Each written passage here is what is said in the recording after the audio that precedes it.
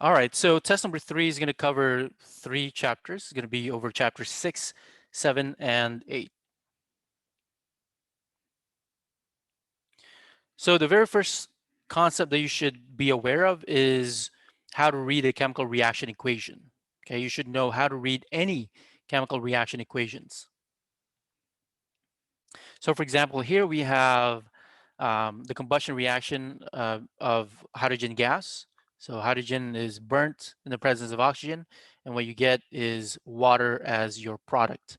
And so anything that's on the left-hand side of the arrow, these things over here on the left-hand side, these are called the reactants. And the reactants are the starting materials. They are your starting materials, what you started out with before the chemical reaction took place. And what you get afterwards, after the chemical reaction, is the product. Okay, so water here is what was made after the chemical reaction. Okay, so sometimes you can have multiple different products of a chemical reaction. So this is a chemical formula. So for water, that would be H2O. And whenever you're writing a chemical reaction equation, there's always a subscript here um, that indicates the physical state of that molecule. Okay, so for H2O, this tells you that you have 2 atoms of hydrogen and 1 atom of oxygen. Okay, and the physical state here would be gas. So that means that you have um, hydrogen gas reacting with an oxygen gas, and what you get is steam. So G is for gas or vapor, L is for liquid, S is for solid, and AQ is short for aqueous. So that means that you have a compound that's dissolved in water.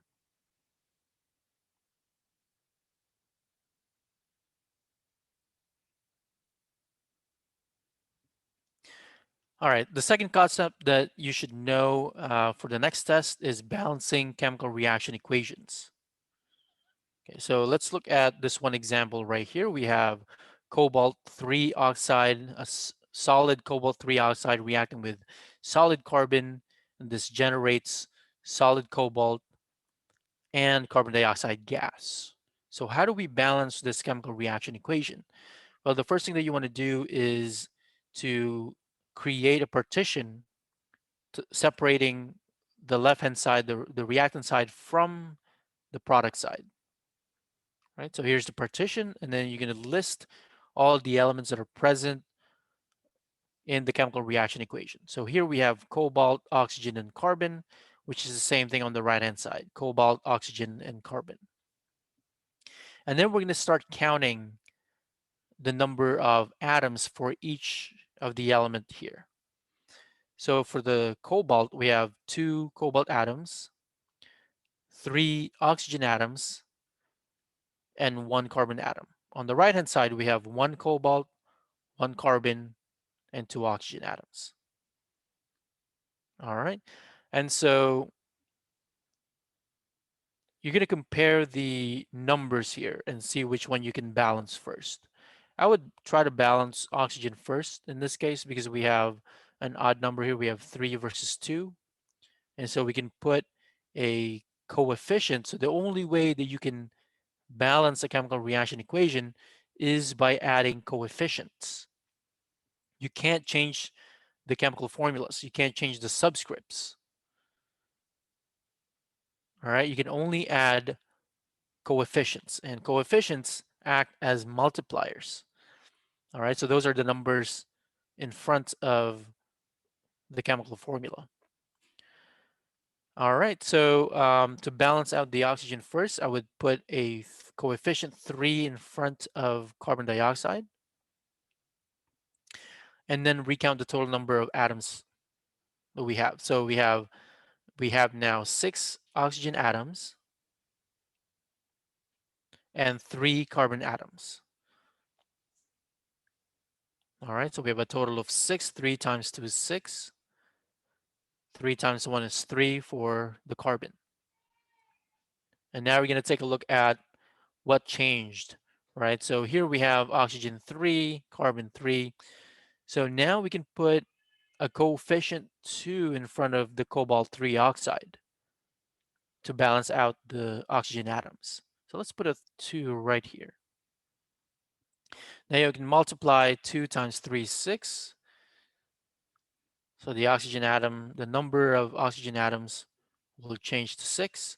And the number of cobalt atoms will also change. 2 times 2 is 4. All right, and then you're going to compare again what changed. All right, so here the cobalt changed from 2 to 4. So now we can balance the number of cobalt atoms on the right hand side by putting a coefficient 4 in front of it.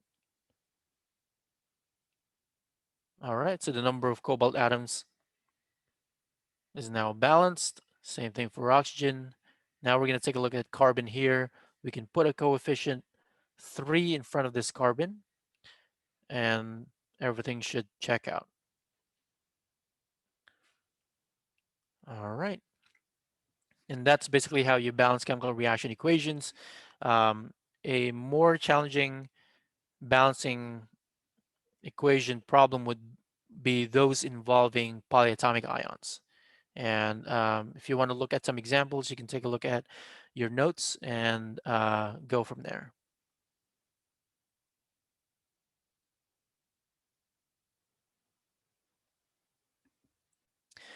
All right, and the third concept that I want you to focus on is being able to differentiate the different types of chemical reactions. Okay, so we covered 4 major types of chemical reactions. There's decomposition reaction. That's the very first one that we covered. This is a reaction in which one compound breaks down into multiple different compounds. It decomposes into simpler substances. An example here would be, this is oversimplified. We have compound A, and this breaks down into compounds B and C. Right? You started out with one compound, and after the reaction, you ended up with multiple compounds. So that's a decomposition reaction. The next one that we looked at is combination reaction, also known as synthesis reaction. This would be the opposite of decomposition. So we can reverse this reaction right here, in which B plus C turns into A, right? So you have multiple compounds or components in a chemical reaction, and it turns into just one compound. So this is called a synthesis reaction.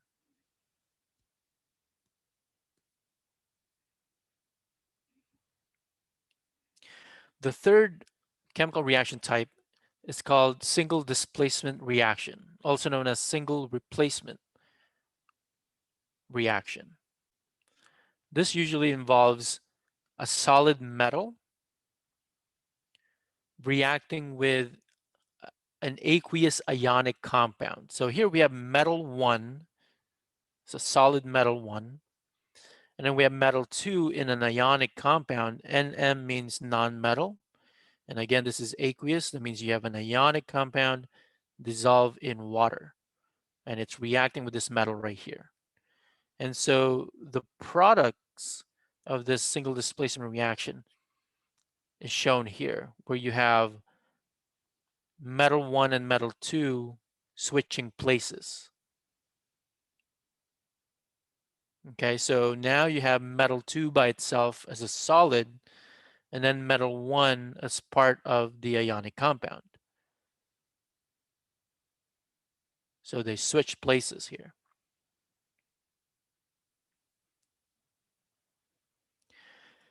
The fourth major type of a chemical reaction is called double displacement or double replacement reaction. So now here we have 2 ionic compounds dissolved in water that are reacting together. And the result of this reaction is the formation of a solid precipitate. So this is a key feature of a double displacement reaction.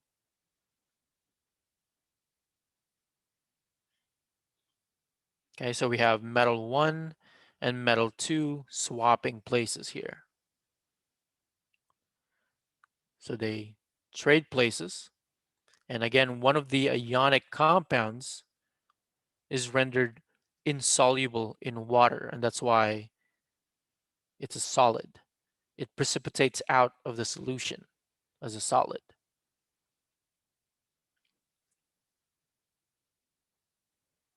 All right. And one other thing that I didn't get to mention for the single displacement reaction, sometimes you can have a single displacement reaction in which hydrogen gas is generated. And I'll show you a few examples in the next few slides.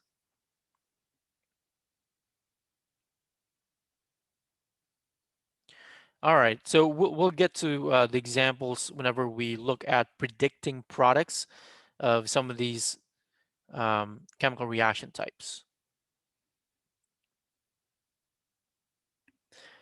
The fourth concept here is redox reaction, also known as oxidation reduction reaction. Okay, so I mentioned last time that these reactions, oxidation and reduction, they happen at the same time. You can't have oxidation without the reduction reaction. They come in pairs. You can never separate them. Well, that's not entirely true. You can separate them systematically, um, but technically, oxidation uh, cannot cannot happen without reduction reaction. All right, so here's the big picture here of a redox reaction. Every time you have a metal reacting with a nonmetal, forming an ionic compound, this is a redox reaction.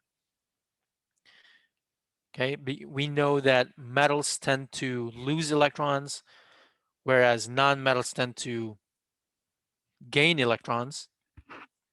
And so what you have here is a transfer of the electrons from the metal to the nonmetal, forming the ionic compound. Okay, so again, the electrons are transferred from the metal to the nonmetal. And so what you have is electrostatic interactions between cations and anions, forming the ionic bond in the ionic compound.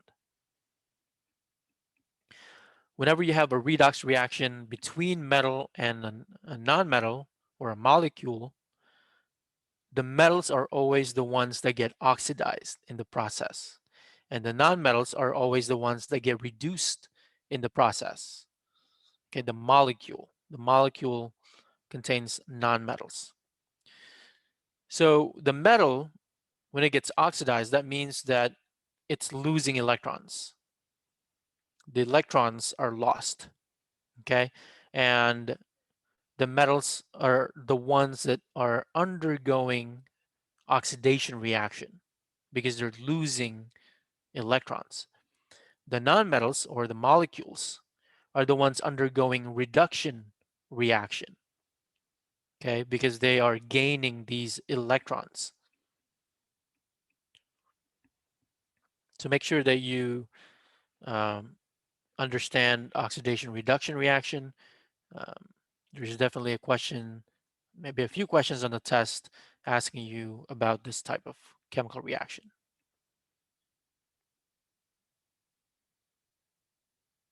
And again, you guys can ask me any questions during the review.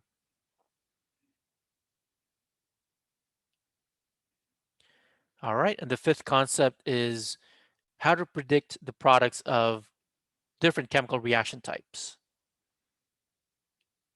All right, so the first one is redox reaction, right? So you have a reaction between metals and nonmetals, and that forms an ionic compound. An example here would be magnesium, solid magnesium reacting with bromine gas, and aluminum, solid aluminum metal reacting with oxygen gas. So the ionic compound that's formed would be magnesium bromide for the first example, right? So you look at the typical ion that's formed for magnesium. Magnesium has a typical ionic charge of +2, and bromide ion has a typical charge of -1. You perform the crisscross, and what you get is magnesium bromide, solid.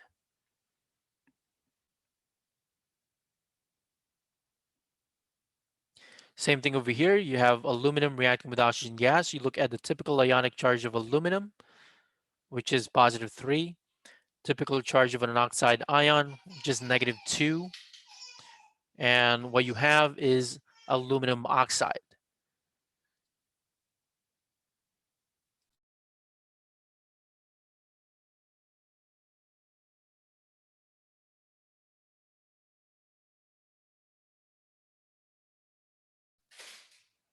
All right, and so you would have Al2O3 as the ionic compound that's formed. All right, so on the test, I might ask you, predict the products formed between the following reactants, the reaction between the following reactants. All right, and so what you get would be a ionic compound if it's a reaction between a metal and a non-metal.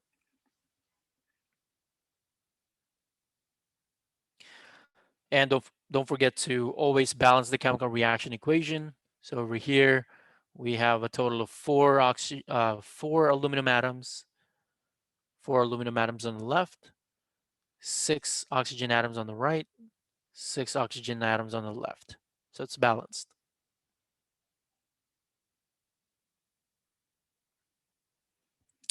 The next type of chemical reaction that you should be aware of when it comes to predicting the products is the combustion of hydrocarbons. Combustion is burning process, and hydrocarbon is an organic molecule containing only hydrogen and carbon atoms. That's why they call them hydrocarbons.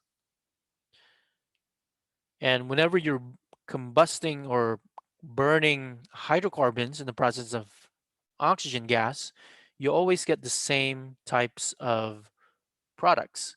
It's always carbon dioxide and water. It's always CO2 and H2O. And then all you have to do now is balance the chemical reaction itself.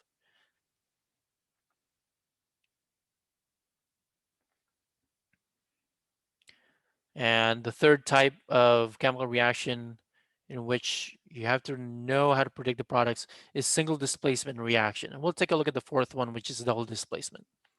So for single displacement reaction, you have typically a metal reacting with, let's say, an acid. So there are two different types. I'll show you the first one here. A solid metal reacting with an acid. And what you get is a metal, an ionic compound and hydrogen gas. Okay, so you get an ionic compound and a hydrogen gas. And again, this is between a metal and an acid. So an example here is zinc, and we're dissolving this in hydrochloric acid. And so when you dissolve this in hydrochloric acid, the hydrogen is displaced by the zinc, right? That's why they call it single displacement. The zinc and the hydrogen will swap places. So what you have is zinc chloride. And how do we know that the zinc chloride has a chemical formula ZnCl2? Well, you know that zinc will always have a +2 charge. The chloride ion will always have a -1 charge. Do the crisscross, and what you get is ZnCl2. And then all you have to do now is balance the chemical reaction equation. We can put a 2 in front of HCl, and that should balance it out.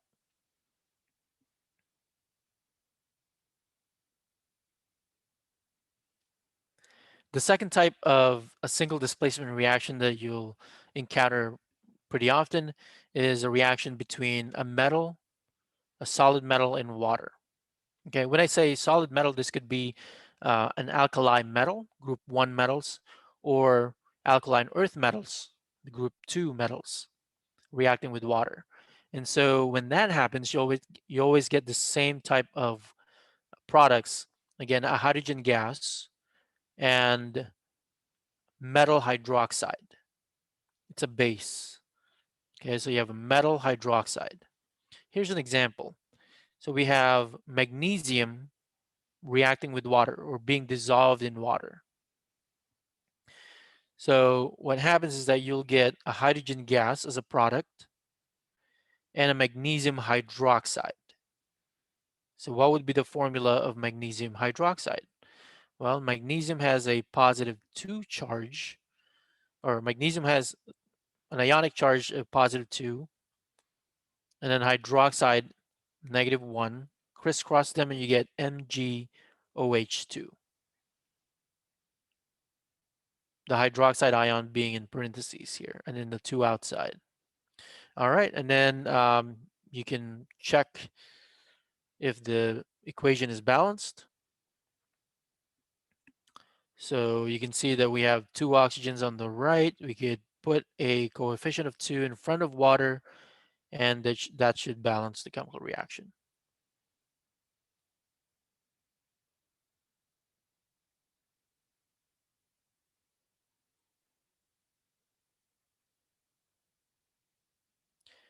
And I believe this is the last type of chemical reaction in which you should be able to predict the products.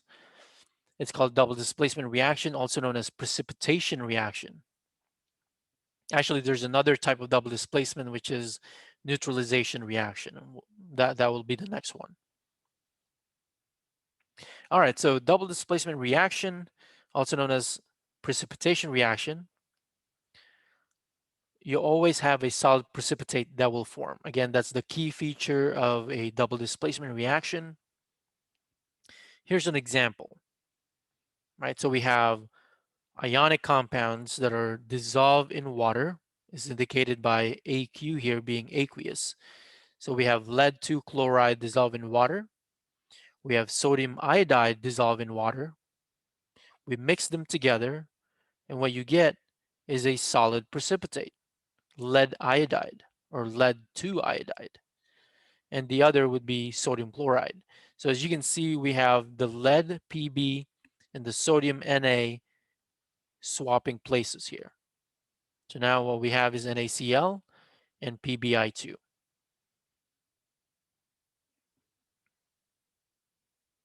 How do we know whether a product is going to be a solid?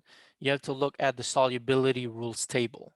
And again, that's already provided in Blackboard. You should have access to that. And we'll take a look at a few examples later on how to use that table. And then balance the chemical reaction equation as shown here. And the last one is acid-base neutralization reaction. You should be able to predict the products of this type of reaction. Again, you have an acid reacting with a base. And when you react an acid and a base, you always get the same type of product, water and salt or an ionic compound. All right. An example here is nitric acid reacting with sodium hydroxide. You know it's an acid because it contains a hydrogen. You know it's a base because it contains a hydroxide ion. And so one product is water coming from the hydrogen reacting with the hydroxide ion. And then the rest would be between the cation and the anion here, sodium nitrate.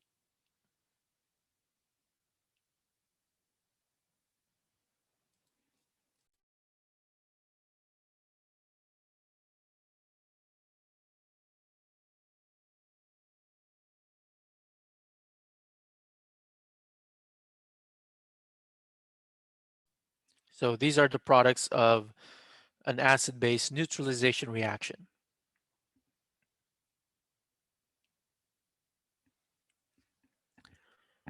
So here's concept number 6, which is basically predicting the solubility of ionic compounds in water. So again, this table 6.3 is already posted in Blackboard, so you should have a printed copy of it. Let's take a look at how you can use this to predict the solubility of some ionic compounds. So the first part is these ionic compounds containing these ions are always soluble in water. Okay, so alkali metal ions, so any ionic compounds containing alkali metal ions will always be soluble in water. So here are the alkali metal ions. You have lithium ion, sodium ion, potassium ion, rubidium ion, always soluble in water. Ionic compounds containing ammonium ions will always be soluble in water. Ionic compounds containing large oxyanions with a -1 charge will always be soluble in water. And here are the polyatomic ions. You have a nitrate ion, chlorate ion, perchlorate ion, and acetate ion.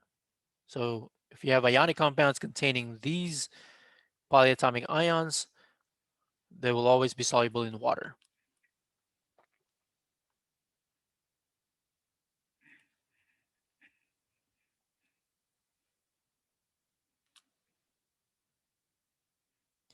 Next one here is ionic compounds containing these ions here are usually soluble in the water. So we say usually because there are some exceptions.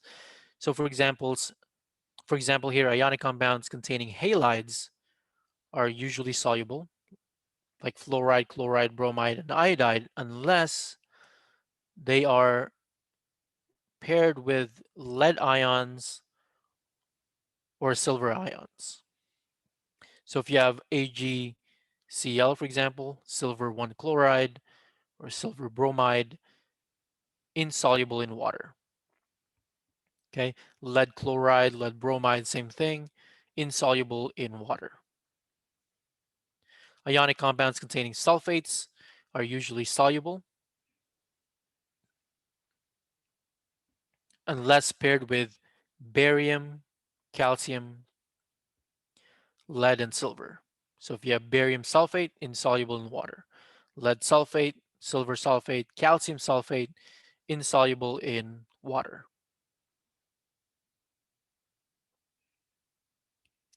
And the last one here, ionic compounds containing these ions are insoluble in water. So carbonates with the chemical formula CO3 2-, and phosphates with the chemical formula PO4 3-.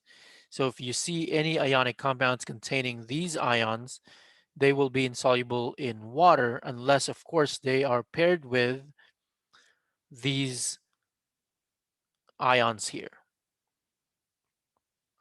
metal ions, or the ammonium ions. So if you have lithium carbonate, potassium carbonate, ammonium phosphate, soluble in water.